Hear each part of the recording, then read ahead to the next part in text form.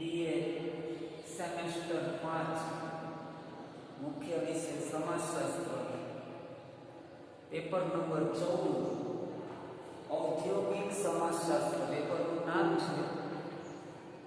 આપણે એમાં ઉદ્યોગને લગતા સામાજિક સંબંધોનો અભ્યાસ કરવાનો છે।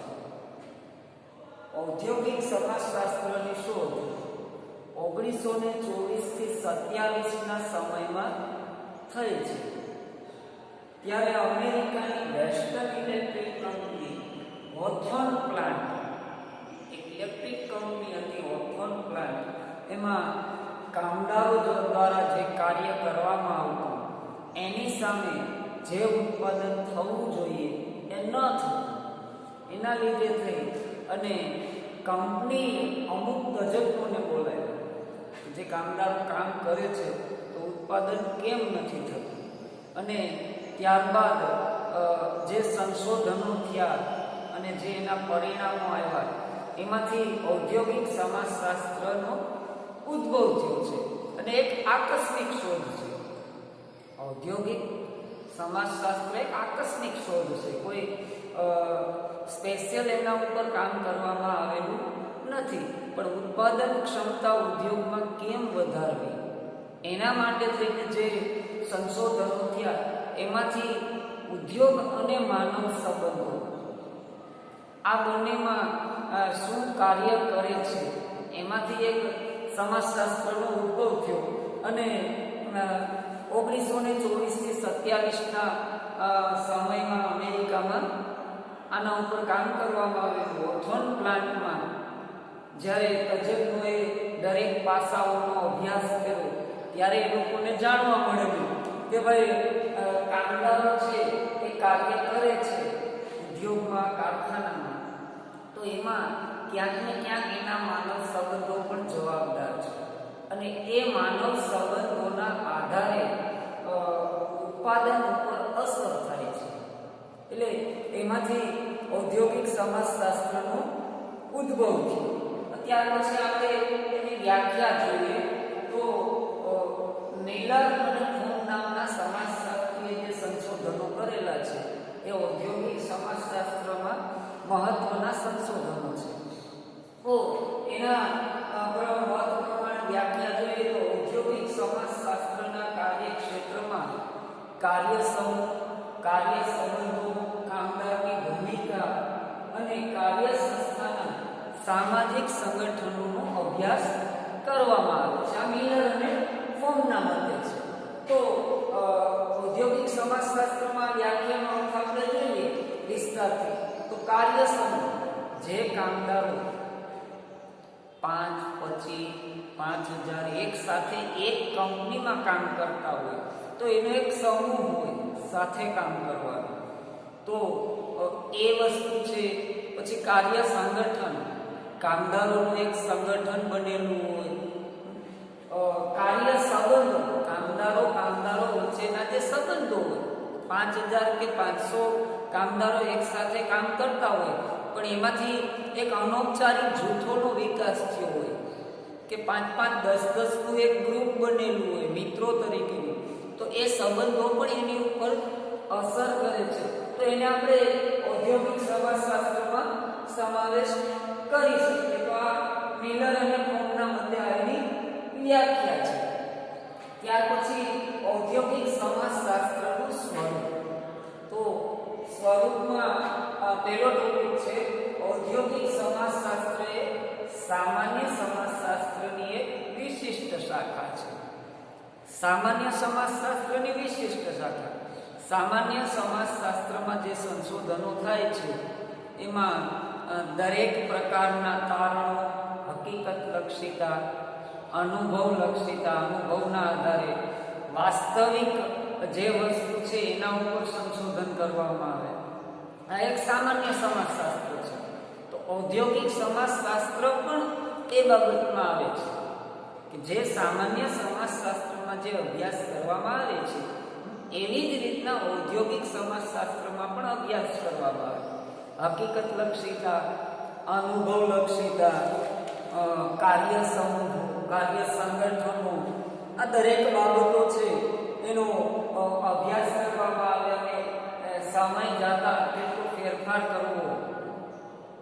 ઉદ્યોગ એટલે ફક્ત મશીનરી નહીં. સામાન્ય રીતે આપણે એવું સમજીએ કે કારખાનું અને ઉદ્યોગ, ત્યાં મશીનો કામ કરતા હોય, મશીનો દ્વારા કાર્ય થતું હોય, એવું નથી. ત્યાં એક માનવ સમૂહ પણ કાર્ય કરે છે અને એ માનવ સમૂહ છે એના સંબંધો, આંતરિક સંબંધો, બાહ્ય સંબંધો, સામાજિક વ્યવહાર, આ બધી બાબતો છે એના કાર્ય ઉપર અસર કરે છે અને એના ઉપર ઔદ્યોગિક સમાજશાસ્ત્ર છે એ દરેક બાબતો છે એનો અભ્યાસ કરે અને એના ઉપરથી તારણો કાઢવામાં આવે અને ઉદ્યોગમાં અથવા કારખાનામાં ઉત્પાદન કેમ વધારવું એના વિશેના એ પોતાના સિદ્ધાંતના આધારે તારણો નક્કી કરે. તો આ સામાન્ય સમાજશાસ્ત્રમાં પણ આ જ બાબતો આવે છે. એટલે આપણે એને સામાન્ય સમાજશાસ્ત્રની વિશિષ્ટ શાખા કહી શકીએ છીએ. બરોબર. ત્યાર પછી સ્વરૂપમાં બીજો ટોપિક છે અન્ય સમાજ વિજ્ઞાનીઓ ઉદ્યોગના અભ્યાસમાં જે પાસાની અવગણના કરે એનો પણ આ અભ્યાસ કરે છે. અન્ય સમાજ વિજ્ઞાનીઓ છે, સમાજશાસ્ત્રીઓ છે, એ અમુક પાસાની અવગણના કરે છે, જ્યારે ઔદ્યોગિક સમાજશાસ્ત્રમાં છે એનો અભ્યાસ કરવામાં આવે છે. દાખલા તરીકે કામદારો છે તો કામદારોના સંબંધો કેવા છે, એની કોઈ સાથે ઝઘડો થાય તો એના કાર્ય ઉપર કેવી અસર થાય. તો આવી બધી બાબતો છે અન્ય સમાજ મનોવિજ્ઞાનીઓ છે એની અવગણના કરે, એનો અભ્યાસ નથી કરતા કે એની જરૂરિયાત નથી. જ્યારે ઔદ્યોગિક સમાજશાસ્ત્રમાં એ બાબત મહત્વની છે કે ભાઈ એ પણ એક જરૂરી છે, એટલે એનો પણ અભ્યાસ કરે છે. ઘણીવાર એવું બનતું હોય કે કામદારો વચ્ચે ઝઘડો થયેલો હોય અને એ ઝઘડો થાય એટલે એ કામદારો છે માનસિક રીતે ટેન્શનમાં આવે તો એ એના કાર્ય ઉપર અસર કરે છે. કાર્ય ઉપર અસર કરે એટલે પરિસ્થિતિ એવી સર્જાય કે જે ઉત્પાદન થવું જોઈએ એ ઉત્પાદન ન થાય તો સરવાળે ઉદ્યોગને નુકસાન થાય છે.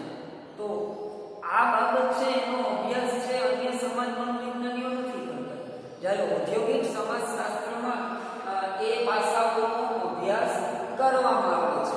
એટલા માટે સ્વરૂપમાં એક આ પણ મહત્વની બાબત છે. ત્યાર પછી સ્વરૂપમાં ત્રીજો ટોપિક છે ઔદ્યોગિક સમાજશાસ્ત્રમાં ઉદ્યોગમાં સામાજિક પરિબળો તપાસે છે. કે આગળ આપણે વાત કરીએ કે ઉદ્યોગ એટલે તો કે એક મશીનોનો સમૂહ, પણ એવું નથી, એ આપણી માન્યતા છે. પણ ઉદ્યોગ એટલે એક સામાજિક સમૂહ છે. ઉદ્યોગ અથવા કારખાનામાં જે કામદારો કાર્ય કરે છે ત્યાં એક માનવ સમુદાય છે અને માનવ સમુદાય જ્યાં હોય ત્યાં સમાજશાસ્ત્રીઓ એનો અભ્યાસ કરે છે. પછી ઉદ્યોગ હોય કે કોઈ પણ બાબત, તો એક ઔદ્યોગિક સમાજ ત્યાં એકઠો થાય છે. અલગ અલગ પ્રાંત, અલગ અલગ પ્રદેશના જે મજૂરો અથવા કામદારો આવેલા હોય છે અને ત્યાં એના એક નવા જૂથો બને, નવા સંબંધો બને, જેને કાર્ય સંબંધ આપણે કહીએ છીએ.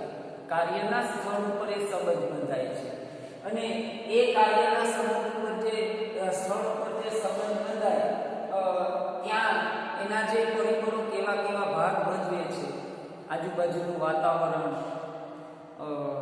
ત્યાંનો માહોલ કેવો છે, વાતાવરણ કેવું છે, સંબંધો કેવા છે, ત્યાં સુધીનો સમાજશાસ્ત્રીઓ અભ્યાસ કરે છે કે ઉદ્યોગની બાબતમાં કામદારોની રહેણીકરણી કયા પ્રકારની છે, એનું રહેઠાણ કયા પ્રકારનું છે, એ પણ મહત્વની બાબત છે. એનું કુટુંબ કયા પ્રકારનું છે એ પણ ઉદ્યોગને અસર કરે છે. ઉદ્યોગ અલગ બાબત છે, છતાં પણ કામદારોના કુટુંબમાં કાંઈ પણ તકલીફ હોય તો એના માનસિક અસર થાય છે. એના મગજ ઉપર સતત એ વિચાર આવે છે, કુટુંબનું આર્થિક બાબત, સામાજિક બાબત કે કોઈ પણ બાબત હોય, શૈક્ષણિક બાબત હોય, તો સતત એ વિચારમાં રહે છે. ત્યારે ઉદ્યોગમાં સરખી રીતે કામ ન કરી શકે એટલે એની અસર સીધી ઉત્પાદન ઉપર થાય છે. એટલે એ પરિબળ પણ મહત્વનો ભાગ છે. એટલે આવા જે પરિબળો છે એનો પણ અભ્યાસ કરે છે અથવા એની પણ તપાસ કરે છે. ઔદ્યોગિક સમાજશાસ્ત્ર એ સામાજિક પરિબળો તપાસે છે. જે બ્રેક સમયમાં કામદારો છે એ એકઠા સાથે ભેગા થાય છે, ચા પાણી નાસ્તો વગેરે બાબતોને ત્યારે જે ચર્ચાઓ થાય તો એનો સમાજશાસ્ત્રીઓ અભ્યાસ કરે છે કે એ કયા પ્રકારનું વાતાવરણ છે.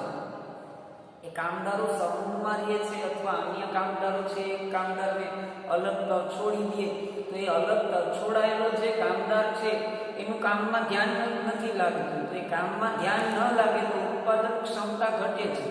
તો આ પરિબળો છે એની પણ સમાજશાસ્ત્ર છે તપાસ કરે છે. ત્યાર પછીનો ચોથો ટોપિક છે ઔદ્યોગિક સમાજશાસ્ત્ર. સામાન્ય સમાજશાસ્ત્રના ખ્યાલો અને પદ્ધતિનો અભ્યાસ કરે છે કે સામાન્ય સમાજશાસ્ત્રના ખ્યાલો અને પદ્ધતિઓ, દાખલા તરીકે નિરીક્ષણ કરવું, પ્રશ્નોત્તરી કરવી, એના આધારે સંશોધન કરવામાં આવે. કોઈ પણ સંશોધન થાય સમાજશાસ્ત્રમાં તો નિરીક્ષણ પદ્ધતિનો ઉપયોગ થાય છે, પ્રશ્નાવલીનો ઉપયોગ કરવામાં આવે છે, સહભાગી નિરીક્ષણ, સાથે નિરીક્ષણ કરવાનું હોય, સંયુક્ત પ્રશ્નાવલીઓનું આયોજન કરવામાં આવે અને પછી તારણો નક્કી કરવામાં આવે છે. જ્યારે ઔદ્યોગિક સમાજશાસ્ત્ર પણ એક પદ્ધતિઓનો ઉપયોગ કરે છે કે એમાં પણ દસ્તાવેજો, સ્ત્રોતો, આંકડાશાસ્ત્ર માહિતી, કામદારોને કેટલું વેતન આપવામાં આવે, કયા પ્રકારનું બોનસ આપવામાં આવે, આ દરેક બાબતની ચર્ચા ઔદ્યોગિક સમાજશાસ્ત્ર કરે અને એના અંતે છે એ પોતાનું મત છે દર્શાવે કે ઉદ્યોગમાં ઉત્પાદન ક્ષમતા વધારવી હોય તો આટલી બાબતોનો ફેરફાર કરવો જરૂરી છે. પછી વેતનથી માંડી અને કોઈ પણ બાબત હોય, કામદારોના સંબંધોની બાબત હોય તો એમાં પણ એ પોતાનું તારણ નક્કી કરે છે. એ જે છે પદ્ધતિઓ અને સિદ્ધાંતો એમાં સર્વે કરે, નિરીક્ષણ કરે, પ્રશ્નોત્તરી કરે, આંકડાશાસ્ત્રીય માહિતી એકઠી કરે ઉદ્યોગની, તો આ દરેક બાબતો, દરેક પદ્ધતિઓ છે સમાજશાસ્ત્રની, એ જ પદ્ધતિઓનો ઉપયોગ છે એ ઔદ્યોગિક સમાજશાસ્ત્રમાં કરવામાં આવે અને અંતે એ એક તારણ અથવા એક સિદ્ધાંત ઉપર જાય કે ઉદ્યોગમાં ઉત્પાદન ક્ષમતા વધારવા માટે આટલા ફેરફાર કરવા જરૂરી છે. ત્યાર પછી પાંચમો ટોપિક છે ઔદ્યોગિક સમાજશાસ્ત્ર વ્યવહારલક્ષી વિજ્ઞાન છે કે એક ફક્ત ઉદ્યોગ માટે જ નથી, એક વ્યવહાર વિજ્ઞાન છે. કામદાર છે ફક્ત ઉદ્યોગમાં કામ કરે એટલું મર્યાદિત નથી. ઉદ્યોગમાંથી અથવા કારખાનામાંથી બહાર નીકળ્યા પછી એ કઈ બાબતો સાથે સંકળાયેલો છે એ પણ ઉત્પાદન ઉપર અસર કરે. જરૂરી નથી કે ફક્ત કામ કરે ત્યારે, બહાર નીકળ્યા પછીના સમયમાં, કામ સિવાયના સમયમાં એ જેટલી બાબતો સાથે સંકળાયેલો હોય છે એ દરેક બાબતો છે ઉત્પાદન ઉપર અસર કરે છે અને એમાં સિદ્ધાંત અને સંશોધન દરેક બાબત છે સાથે રહેવા જોઈએ. સંશોધન થતું હોય અંતે સિદ્ધાંતોનો ઉપયોગ થતો હોય છે. એટલે દરેક બાબત છે વ્યવહારલક્ષી વિજ્ઞાનમાં જે બાબતોનો ઉપયોગ કરવામાં આવે છે એ વ્યવહારલક્ષી વિજ્ઞાનમાં ઔદ્યોગિક સમાજશાસ્ત્રમાં એનો પણ ઉપયોગ થાય છે. એ પણ એક મહત્વની બાબત છે. ત્યાર પછી છઠ્ઠું ટોપિક છે સ્વરૂપમાં નિરીક્ષણમાં નિષ્પક્ષપાત, કે જે વિજ્ઞાન છે કોઈ પણ પ્રકારનું નિરીક્ષણ કરે, સંશોધન કરે ત્યારે એક તટસ્થ તપાસ થતી હોય છે. એક પ્રકારની કોઈ પણ વાદ વિવાદ કે મતભેદ વગરની તપાસ થાય. તો એ ઔદ્યોગિક સમાજશાસ્ત્રમાં પણ જે સંશોધન થાય, જે નિરીક્ષણ થાય એ તટસ્થ હોય. જરૂરી નથી ઉદ્યોગની બાબતમાં કદાચ જો કામદારોના વિરુદ્ધમાં અથવા કામદારોની તરફેણમાં નિર્ણય લેવામાં આવે, સંશોધન કરવામાં આવે તો મેનેજમેન્ટને પ્રશ્ન ઊભો થાય અને મેનેજમેન્ટની વિરુદ્ધમાં અથવા મેનેજમેન્ટની તરફેણમાં કોઈ પણ સંશોધન કરવામાં આવે અને એના કારણો નક્કી કરવામાં આવે તો કામદારોને અન્યાય થાય અને એમાં એક પ્રકારનો પ્રશ્ન ઊભો થાય. તો ઔદ્યોગિક સમાજશાસ્ત્રમાં નિરીક્ષણ છે એ નિષ્પક્ષપાત હોવું જોઈએ, નહીં કામદારોના પક્ષમાં કે નહીં ઉદ્યોગોના પક્ષમાં. તટસ્થ નિરીક્ષણ કરવામાં આવે છે અને એ તટસ્થ નિરીક્ષણના આધારે ઔદ્યોગિક ક્ષમતા, ઉત્પાદન ક્ષમતા કેમ વધારવી એના કારણો નક્કી થાય છે. ત્યાર પછી સાતમું છે સ્વરૂપમાં માનવ સંબંધો અને સમગ્ર અભ્યાસ.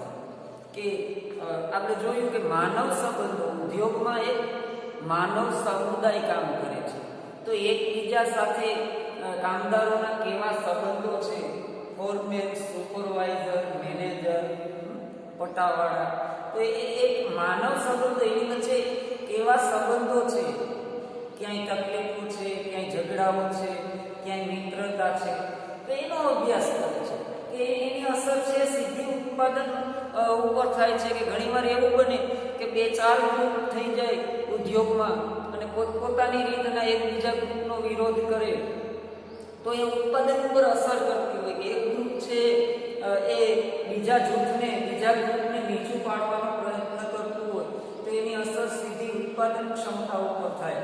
એટલે માનવ સંબંધોનો સમગ્ર અભ્યાસ, પૂરેપૂરો અભ્યાસ છે ઔદ્યોગિક સમાજશાસ્ત્ર કરે છે. ત્યાર પછી છે ઉદ્યોગને એક સંગઠન તરીકે ઓળખવું. સ્વરૂપમાં અંતિમ ટોપિક છે કે ઉદ્યોગ એ ફક્ત ઉદ્યોગ નથી, એક માનવ સંગઠન છે, એક માનવ સમૂહ છે. કામદાર, મજૂર વર્ગ છે, પટાવાળા છે, ફોરમેન છે, સુપરવાઇઝર છે, મેનેજર છે, માલિક છે, તો આ અનૌપચારિક જૂથો દરેકના હોય છે. કામદારો હોય તો કામદારોમાં પણ જૂથો હોય છે કે અલગ અલગ પ્રકારના અલગ અલગ જૂથો રચાતા હોય. સુપરવાઇઝર હોય તો સુપરવાઇઝરના પણ અલગ અલગ જૂથો હોય. તો એક માનવ સંગઠન છે, મનુષ્યના જે સમૂહ ભેગો થયો છે એનું એક સંગઠન છે, અને એના આધારે ઔદ્યોગિક સમાજશાસ્ત્ર છે એ માનવ સંગઠન માની અને એનો અભ્યાસ કરે છે. નહીં કે ફક્ત મશીનો કામ કરે એટલા માટે એનો અભ્યાસ કરે, પણ એક લાગણીનો મનુષ્ય સમુદાય છે એના આધારે એનો અભ્યાસ કરતું હોય છે. અને આવી રીતના ઔદ્યોગિક સમાજશાસ્ત્ર છે એનું સ્વરૂપ આ પ્રકારનું